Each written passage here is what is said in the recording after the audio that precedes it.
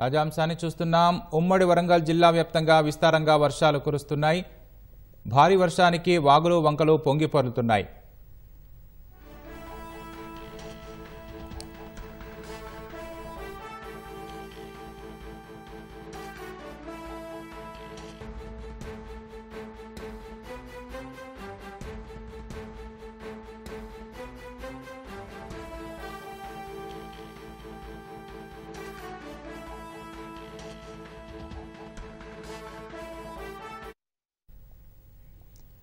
ఉమ్మడి నల్గొండ జిల్లా వ్యాప్తంగా విస్తారంగా వర్షాలు కురుస్తున్నాయి. దీనికి సంబంధించిన మరింత సమాచారం మా ప్రతినిధి ఈశ్వర్ అందిస్తారు.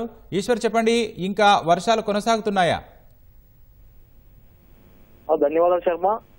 ఉమ్మడి నల్గొండ జిల్లా వ్యాప్తంగా కూడా గత 2 రోజుల నుంచి కూడా విస్తారంగా వర్షాలు కురుస్తున్నాయి. ఈ నేపథ్యంలోనే లోతట్టు ప్రాంతాలన్నీ కూడా జలమయంగా మారాయి. ముఖ్యంగా చూసుకున్నట్లయితే కోదాడ నియోజకవర్గం, ఇటు సూర్యాపేట జిల్లాలోని కోదాడ నియోజకవర్గం, హుజూర్ నియోజకవర్గంలో కూడా నిన్న ఉదయం నుంచి కూడా ఎడతెరిపి లేని వర్షాల కారణంగా చెరువులన్నీ కూడా పొంగి పొలుతున్నాయి. ఈ నేపథ్యంలోనే రాత్రి 9 గంటల సమయం నుంచి అర్ధరాత్రి 1, 2 తెల్లవారుజాము 3 గంటల వరకు కూడా భారీగా ట్రాఫిక్ జామ్ నెలకొంది. దీంతో పాటు అక్కడ ఉన్నటువంటి చెరువులు మొత్తం కూడా పొంగి పొలడంతో ఆ కోదాడలోని పలు ప్రాంతాలలోని ఇళ్లలోకి అయితే నీరు చేరింది. రాకపోకలు కూడా తీవ్ర అంతరాయం ఏర్పడింది. దీంతో పాటు విద్యుత్ సబ్ స్టేషన్ లో కూడా వరద చేరడంతో విద్యుత్ కూడా నిలిపివేశారు అధికారులు. రాత్రి నుంచి కూడా కోదాడ పట్టణంలో అయితే విద్యుత్ లేక అక్కడ ప్రాంత ప్రజలందరూ కూడా తీవ్ర ఇబ్బందులు పడుతున్నారు. దీంతో పాటు తెల్లవారుజాము కూడా మబ్బులు కమ్ముకొని ఉండటంతో చీకటిగానే ఉంది. అయితే ఇటు హుజూర్ నగర్ లోని పలు ప్రాంతాల్లో ఈ వాగులు అదేవిధంగా చెరువులు పొంగి పొలటం వలన రాకపోకలు కూడా తీవ్ర అంతరాయం ఏర్పడింది. దీంతో పాటు సూర్యాపేట జిల్లాలోని నూతనకల్లు మండల కేంద్రంలోని పలు గ్రామాలు మొత్తం కూడా నీట మునిగి ఉన్నాయి. వీటితో పాటు పలు ఇళ్లలో కూడా ఈ కాలనీలు కూడా వరదమయంగా మారిపోయింది. ఆ ఇళ్లలో నీరు చేరడంతో ఇటు ప్రజలు కూడా తీవ్ర ఇబ్బందులు పడుతున్నారు. అలాగే మిర్యాలగూడలోని పలు కాలనీలు కూడా ఈ వరద నీరు అయితే ఇళ్లలో చేరి అక్కడ ఉన్నటువంటి ప్రజలైతే తీవ్ర ఇబ్బందులు పడుతున్నారు.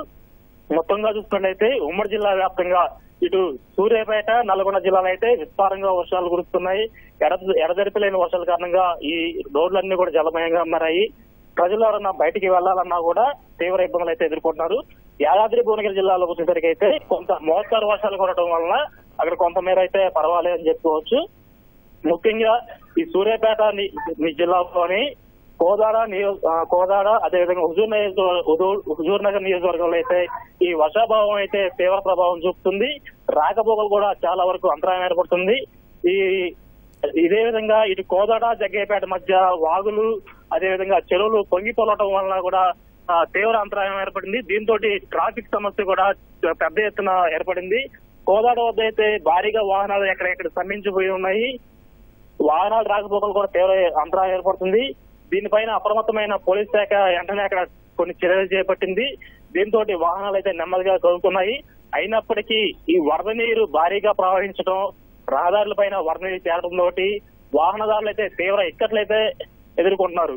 దీనిపై ఇప్పటికే జిల్లా అధికారులు కూడా ఎక్కడెక్కడ సమీక్షలు నిర్వహించి ప్రజలకు ఎలాంటి ఇబ్బందులు లేకుండా ఉండాలని చెప్పేది అధికారులకు తగిన సలహాలు, సూచనలు, ఆదేశాలు కూడా జారీ చేస్తున్నారు. ఇప్పటికే జిల్లా మంత్రి, రోడ్లు భవనాల శాఖ మంత్రి కోమటిరెడ్డి వెంకటరెడ్డి అయితే దీనిపైన అధికారులతో సమీక్ష నిర్వహిస్తారు. నల్గొండ జిల్లా కలెక్టర్ తోటి నిరంతరం టచ్ లో ఉంటూ అక్కడ పరిస్థితులు ఎలా ఉన్నాయి, ప్రజలకు ఎలాంటి ఇబ్బందులు లేకుండా తగిన చర్యలు తీసుకోవాలని కూడా ఆదేశాలు జారీ చేశారు. దీంతో అప్రమత్తమైన అధికారులు జిల్లా కలెక్టర్ నారాయణ రెడ్డి అయితే ఒక కంట్రోల్ రూమ్ ను ఏర్పాటు చేసి ఒక టోల్ ఫ్రీ నంబర్ ఇచ్చి ప్రజలకు ఎక్కడైనా ఏదైనా సమస్యలు ఉంటే వెంటనే అప్రమత్తమయ్యి అక్కడ సిబ్బంది చేరుకొని వారిని అయితే సమస్యలు పరిష్కరించాలని కూడా క్లియర్ గా ఆదేశాలు జారీ చేశారు. దీంతో పాటు సూర్యాపేట జిల్లా కలెక్టర్ అదేవిధంగా యాదాద్రి భువనగిరి జిల్లా కలెక్టర్లు కూడా అప్రమత్తమయ్యి, రెవెన్యూ శాఖ అధికారులు కూడా అప్రమత్తమయ్యి ప్రజలకు ఎలాంటి ఇబ్బందులు లేకుండా అయితే పరిస్థితులు ఎప్పటికప్పుడు సమీక్ష చేస్తున్నారు. ఇది ఇక్కడ ఉన్నటువంటి తాజా పరిస్థితి. అయితే ఈశ్వర్, చెప్పండి, వరద ముంపు ప్రాంతాల ప్రజలను పునరావాస కేంద్రాలకు తరలిస్తున్నారా? ఇప్పటికే అధికారులు ఆ లోతట్టు ప్రాంతాలందరినీ కూడా హెచ్చరికలు జారీ చేశారు. ఎక్కడైనా సమస్యలు ఉంటే ఈ టోల్ ఫ్రీ నంబర్ ఇచ్చారు. టోల్ ఫ్రీ నంబర్ కి మీరు సమాచారం చేయండి. సమాచారం ఇవ్వగానే మీ వద్దకు ఈ అధికారులు వస్తారు. వారిని లోతట్టు ప్రాంతాల నుంచి సురక్షిత ప్రాంతాలకు తరలిస్తారని కూడా ఆదేశాలు జారీ చేయడం జరిగింది. అయితే ఇక్కడ లోతట్టు ప్రాంతాలు ఏ ఉన్నాయో వాటిని ఐడెంటిఫై చేస్తున్నారు. ఐడెంటిఫై చేసి ఎక్కడైనా ఇళ్లలో కనుక ఆ నీళ్లు మురుగు ఉన్నటువంటి ఇళ్లలో ఉన్నటువంటి ప్రజలను కూడా ఈ సురక్షిత ప్రాంతాలు తరలించే ప్రయత్నాలు అయితే ముమ్మరంగా కొనసాగుతున్నాయి.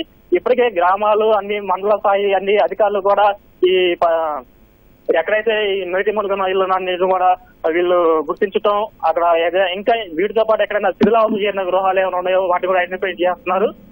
ఎలాంటి సమస్యలు లేకుండా అయితే, ఎటువంటి ఇబ్బందులు లేకుండా అయితే అధికారులు అయితే జాగ్రత్తలు అయితే తీసుకున్నారు. ధన్యవాదాలు ఈశ్వర్.